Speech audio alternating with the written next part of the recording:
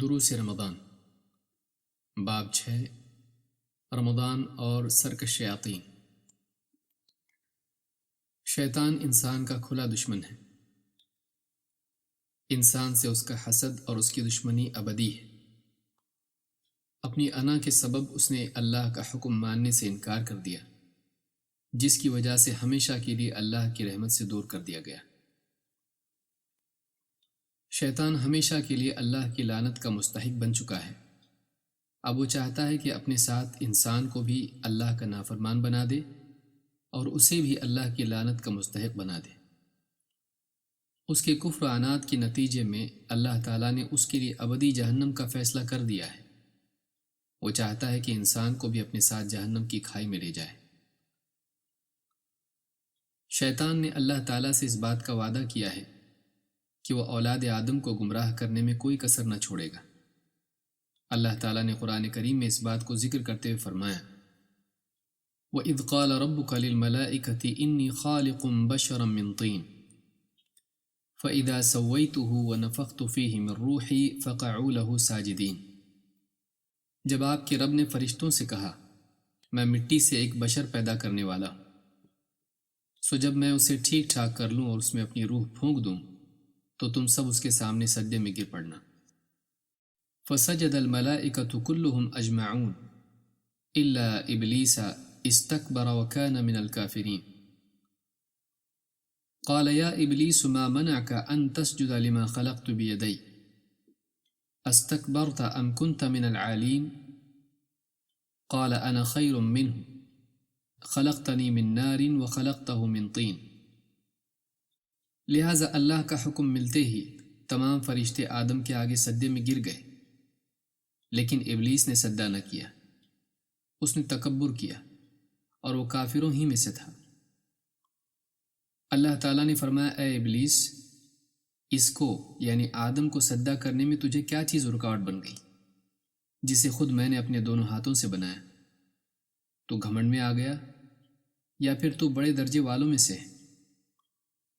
اس نے جواب دیا، میں اس سے بہتر ہوں، تو نے مجھے آگ سے پیدا کیا ہے اور اسے مٹی سے۔ قال فاخرج منها فإنك رجیم وإن عليك لعنتی إلى يوم الدین۔ اس پر اللہ تعالیٰ نے فرمایا، نکل جا یہاں سے، دھتکارا ہوا، تجھ پر قیامت کے دن تک کے لیے میری لعنت ہے۔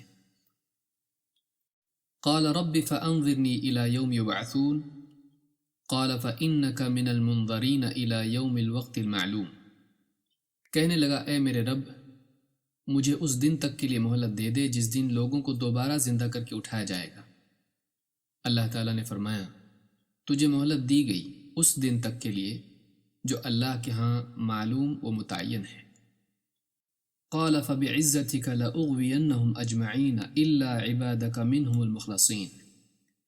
کہنے لگا، پھر تیری عزت کی قسم، میں بھی ان سب کو یقیناً بہکا کر رہوں گا سوائے تیرے کچھ خاص بندوں کے۔ قال فالحق والحق اقول لأملأن جہنم منک وممن تبعک منہم اجمعین۔ اللہ تعالیٰ نے فرمایا، حق تو یہ ہے اور میں حق ہی کہتا ہوں کہ میں بھی تجھ سے اور تیری پیروی کرنے والے تمام لوگوں سے جہنم کو بھر دوں گا۔ سورہ صاد آیت نمبر 71 سے 85 تک۔ شیطان کا انجام یقینی طور پر جہنم ہے، لہٰذا وہ چاہتا ہے کہ اپنی بربادی کے سفر میں اور اس کے انجام میں انسان کو بھی اپنے ساتھ شریک کر لے۔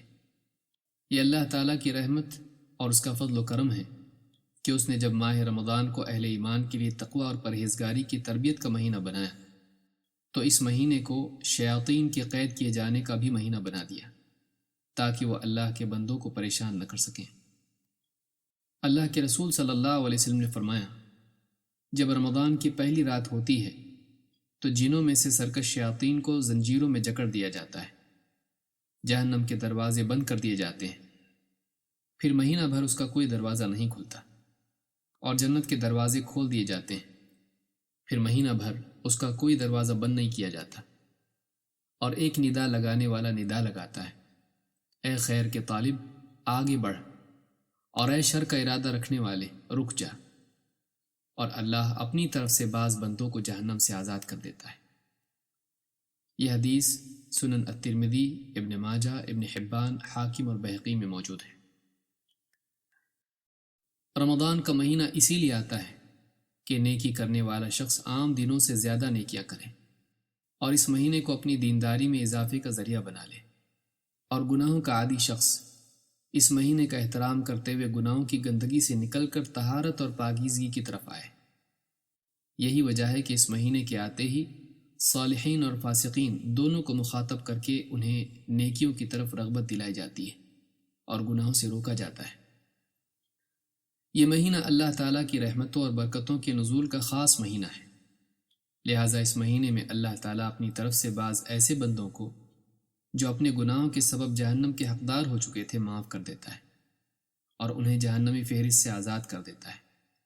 ایک روایت میں یہ بھی ہے کہ یہ چیز ہر رات ہوتی ہے، یعنی فرشتوں کا یہ ندا لگانا یا پھر اللہ تعالیٰ کا جہنم کے مستحق گناہ گاروں کو اپنے فضل و کرم سے معاف کر دینا ہر رات ہوتا ہے۔ اس حدیث کے مطابق اس مبارک مہینے میں 4 طرح سے بندوں کو جہنم سے بچانے کا انتظام کیا جاتا ہے۔ 1، فرشتہ ندا لگا کر لوگوں کو گناہ کے ارادے سے روکتا ہے۔ 2، سرکش شیاطین کو قید کر لیا جاتا ہے۔ 3، جہنم کے دروازے بند کر دیے جاتے ہیں۔ 4، اللہ تعالیٰ خود اپنی طرف سے بعض بندوں کو جہنم سے آزادی عطا فرماتا ہے۔ اب ایک مسلمان کو بھی چاہیے کہ اس مہینے کی قدر کرے اور اسے فضول کاموں میں ضائع کرنے کی بجائے اپنی آخرت کی کامیابی کا ذریعہ بنائے۔ کتنے افسوس کی بات ہوگی کہ اللہ تعالیٰ بندے کی نجات اور کامیابی کی خاطر جنت کے دروازے کھول دے، جہنم کے دروازے بند کر دے، لیکن بندہ اس مبارک مہینے میں بھی غفلت اور معصیت میں پڑا رہے اور اپنے لیے جنتی اعمال کی بجائے جہنمی اعمال کے دروازے کھول دے۔